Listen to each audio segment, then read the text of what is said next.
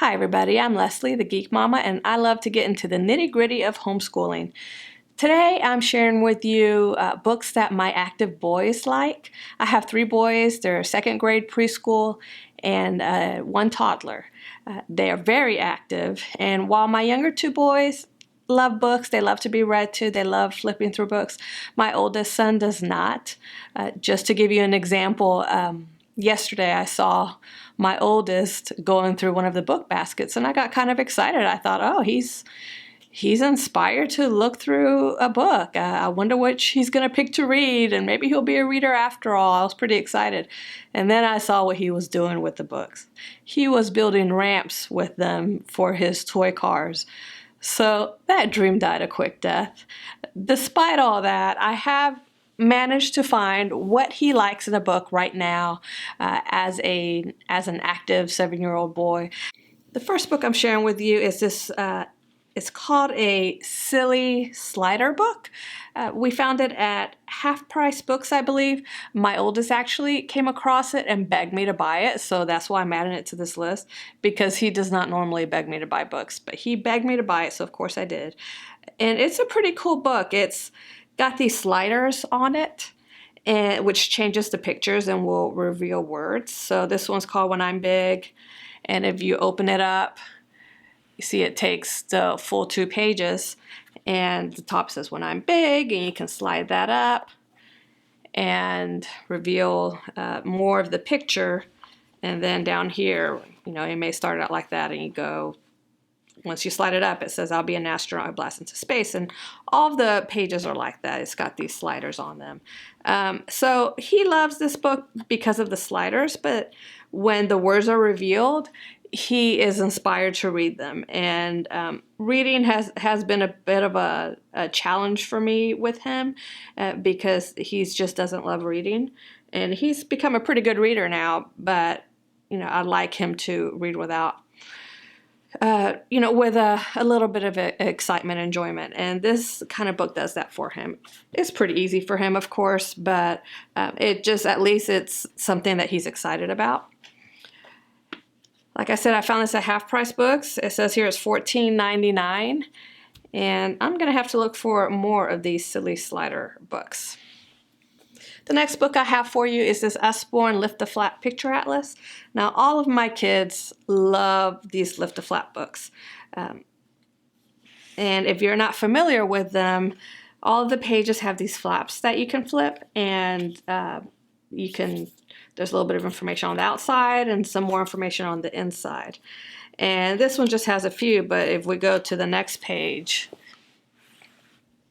you'll see it is covered in flaps, and they all have a little picture behind them, a cute picture, and some information. Now, this is an atlas, so it's more of an informational book. I'll share with you how I have used it.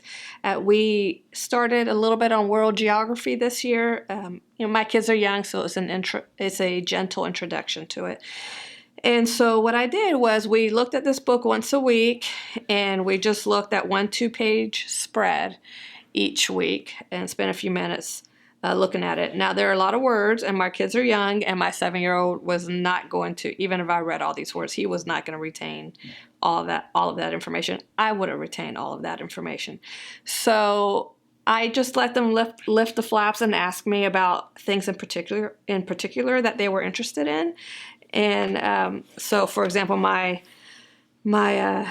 preschooler loves animals, so he would find all of the animal flaps, like this beaver here, and he'd want me to flip those and tell him about it, and then he'd want me to go look up a picture of a real beaver online, which I would do, and we'd look at those and talk about them. So that's what he got. That's what he liked to do with it. And we would also pull up Google Earth on my iPad and look at that continent and just kind of so we could see it in context with the entire globe. And that's how we used it this past fall.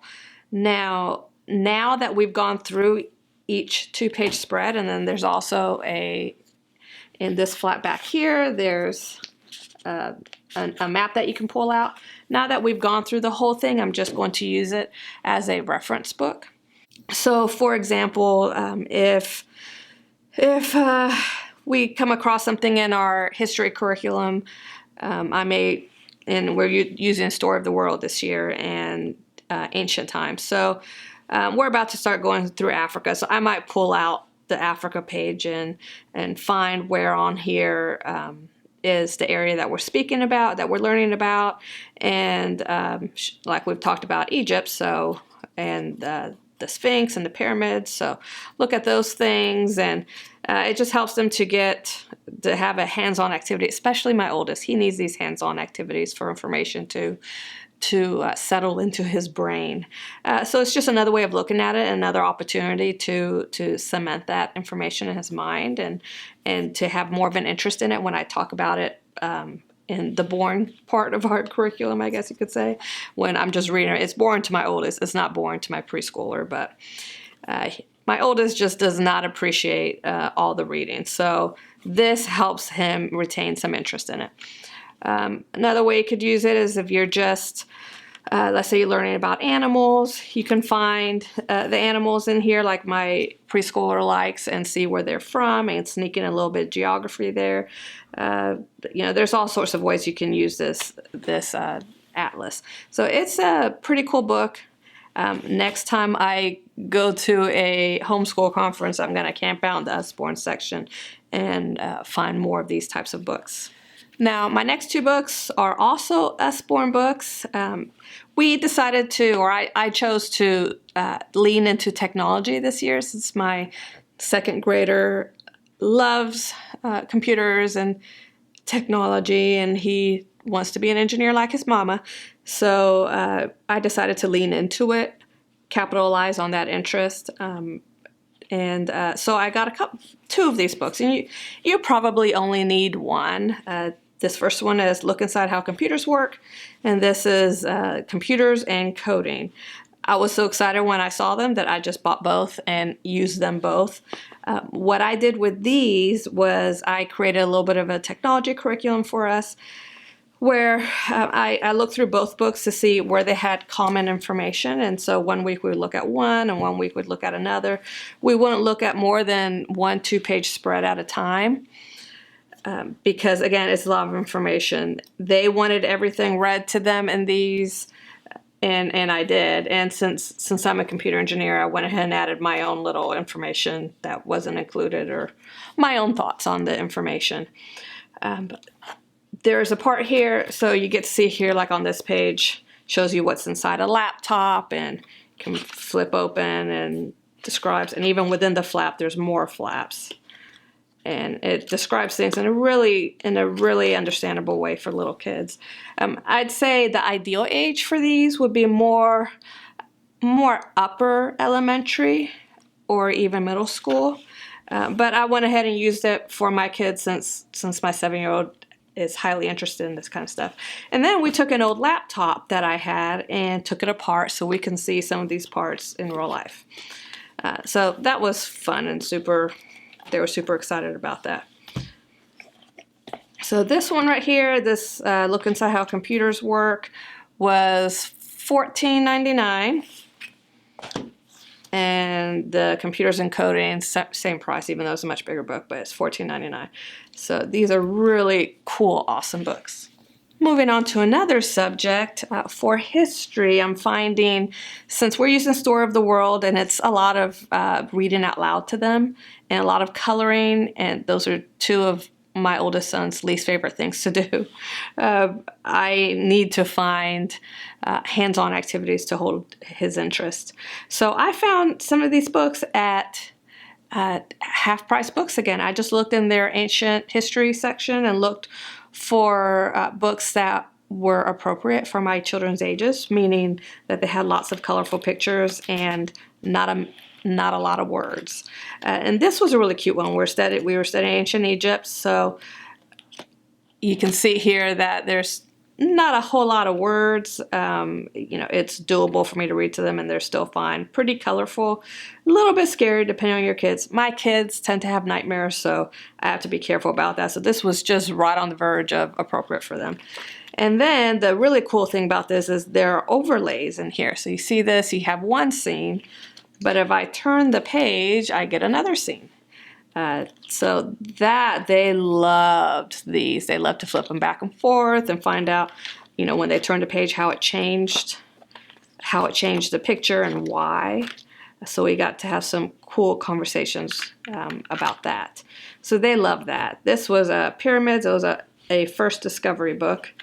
And let's see if I can find the price on here. It looks like it was originally $11.95, but I got it at half price books. And this is just orange washi tape that I was using to mark my history books. Another history item I found at half price books was this Explore Within an Egyptian Mummy. And it's not exactly a book. I mean, it's a book, but it's got a model inside it. So you see, if you open it up, you see different parts. You flip the pages and you see different parts of the mummy with an explanation about the part that they're focusing on that page. And what I like about this is that there's a model in here, but there are no loose pieces. It's all part of the book. And they love this. Now, this one does have a lot of words. So I did not read all of that to them. They wouldn't have even understood it. So I used it more as a hands-on. I used it more for the model. And if they were interested in a particular part of it, then I would read that part, or maybe I would just read it myself and summarize it to them. So that was really fun for them. This next book is more for fun. There is some educational value, but it's just more, I really got it to keep my son busy on a road trip and ended up working it into our curriculum. So it's called Mummy Mazes, so it's filled with mazes, but there's also a little story that continues on each page about this guy who works at a museum and he's sent off to Egypt. So it does have some reading, which my oldest, who, reading is not his favorite, he's motivated to do that because there's also the mazes that go along with it. On this page, there is a map, so we were able to talk about Egypt and Europe and Africa, a few things like that.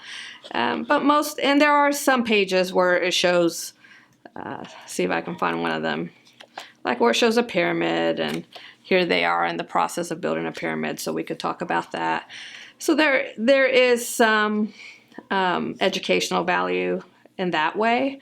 But I really just got it for fun for them. So that I could say, let's work on your history, which is not his favorite, but then also, now you get to do a maze. And my preschooler loves it as well. He actually was fighting with my second grader over it. So this was a really good book to get. It included it allowed the opportunity for some reading, to work on fine motor skills for my preschooler, which he needs very much to strengthen his fingers for handwriting, and some critical thinking, and allowed us to, gave us opportunities to talk about what we're learning about in history. So this was, I think I got it on Amazon. It was $3.95, and it was a real fun little book. And this is a good quality book. I mean, the pages are really nice and thick. So this is, it's not a cheap little book. It was $3.95, but I felt like it was really good quality. So I'm going to look for more of these. Moving on to more educational items. This is the Bible that I've been using for my second grader this year, called the Beginner's Bible, and it's put out by Zonder Kids. So Zondervan is a good company. If you open it up, you see some really nice pages. It's kind of cartoony, all the pictures, which I prefer for my little ones. Like I said, they struggle with nightmares sometimes, and so I try not to get anything too scary for them. I actually bought a children's Bible storybook a few years ago at a flea market, and it was a pretty old book, and it was scary. I mean, the way they told the stories was scary, and the pictures, and I thought it wasn't appropriate for my kids, and I put it away.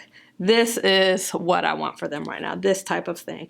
Very easy to read for my second grader. He can read this pretty much by himself, and he needs help with a lot of the names because there's a lot of strange names, or it's strange for a second grader anyway. So I have to help him with a lot of names, but I like that it's got nice pictures.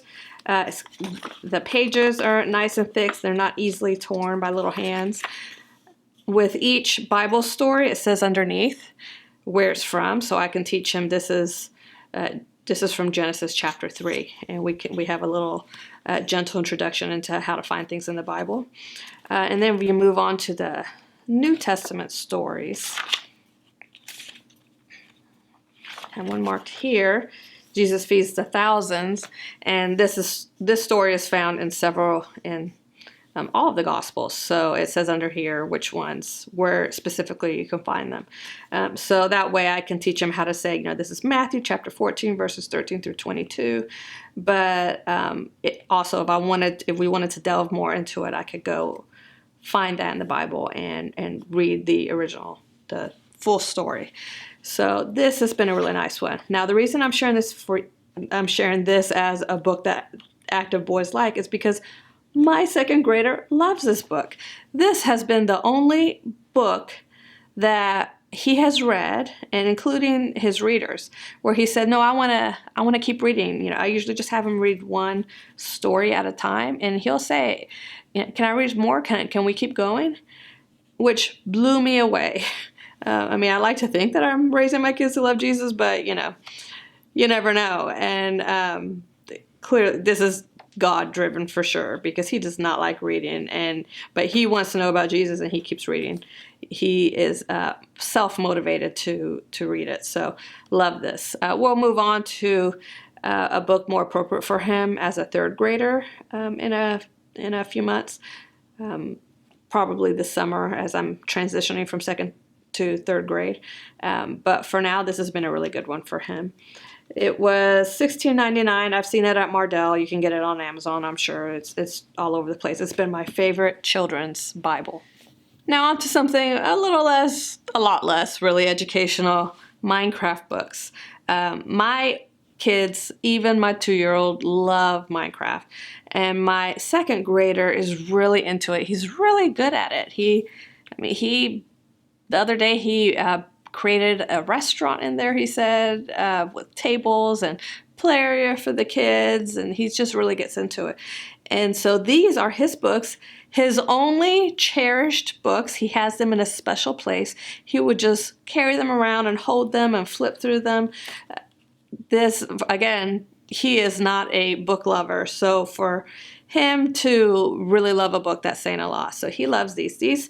I found them at Barnes & Noble in the kids section. If you go into the kids section, you'll see a whole section on this type of thing, Minecraft and technology books for kids. So each one of these cool-looking books, these little ones, they talk about a different aspect of Minecraft, and they've got really nice pictures. You can see this has been well-loved.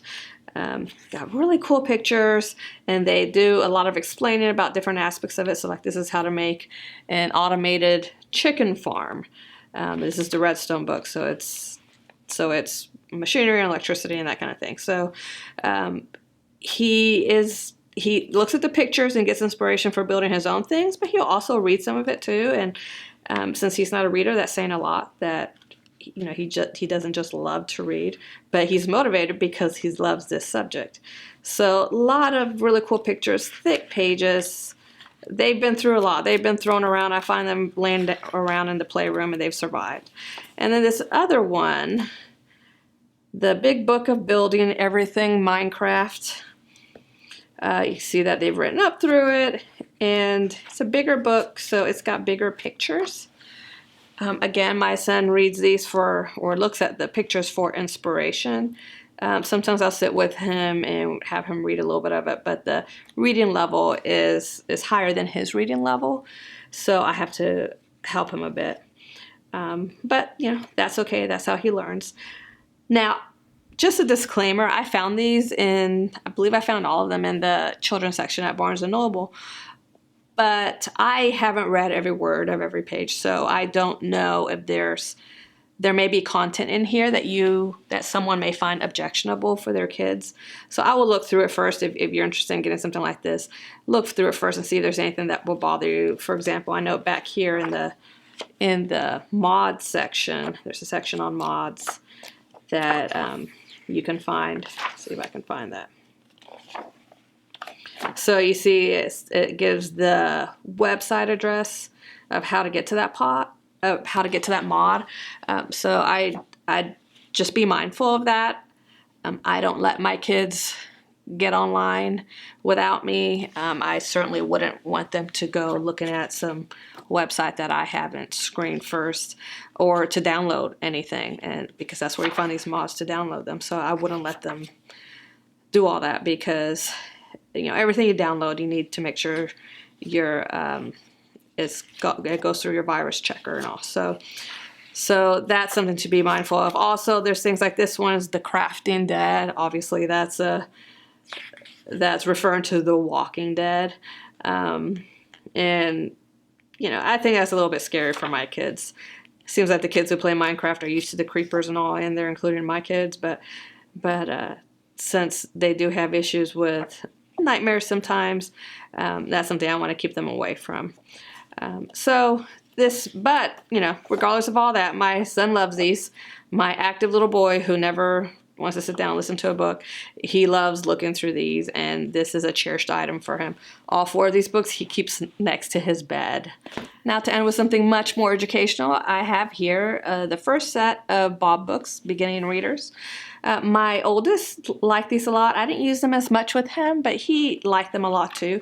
Each set comes with a box and the readers inside. See here, they're all numbered, set 1, book 1. So here we go. Set 1, book 1. So you can kind of keep them in order and go from easy to hard. And they're real cute little books. They're real short little books. That's probably why my oldest liked them. When you first open them, it gives you a little section on, here are the sounds that we're focusing on in this book. And each book just has the 3 colors, white, black, and one other color. And funny little pictures. I think it's silly, but my preschooler who just finished reading through these loves these. So for my 2nd grader, I just used him as a supplement for something fun when he was doing, I guess, like first grade reading, kindergarten, first grade reading. My preschooler actually just finished. He just finished going through the Hooked on Phonics kindergarten book. So before we move on to the first grade book, I wanted to slow things down and really make sure he understood, since he's so young. And so we are going through some of our Bob books. We're in set 2 right now, but he's really been enjoying that too. Now, if you look at the back, it shows you down here at the bottom some of their other sets. And my preschooler, who does like to read, he loves books, he looks at that, he says, I want to read all of those books, which tells me he's a reader. He wants to read all the books, just like those of us who see reading as a hobby, as an escape, something fun. My 2nd grader, not so much. He thinks they're cute, and they were short enough for him to feel like he did something special by reading the book. They also really love the Hooked on Phonics readers. They don't love the workbook so much, but they really love the readers as well. Those are more meaty than these. These, I think, are really great for, especially this beginning reader set. They're really great for an early reader like my preschooler, because they're just right on that level. Nothing too weird in there, nothing socially really that they have to understand to be able to understand the story. So my 2nd grader liked them, and my preschooler really loves them. So I hope you found this helpful. Those are the books that my active boys have been loving the past year or so. We have, we read many other books as well, of course, but these were the standouts, the ones that they really look forward to. I didn't feel like they were just waiting for me to be done like they were just waiting for the book to be done. These are books that they really love and cherish. Comment down below if you have any suggestions for books for active kids, kids that don't want to sit down to read a book, but if you find a book that they will sit down for, I'd love to hear about it and let all of us know. Don't forget to like, comment, and subscribe, and I will talk to you next time.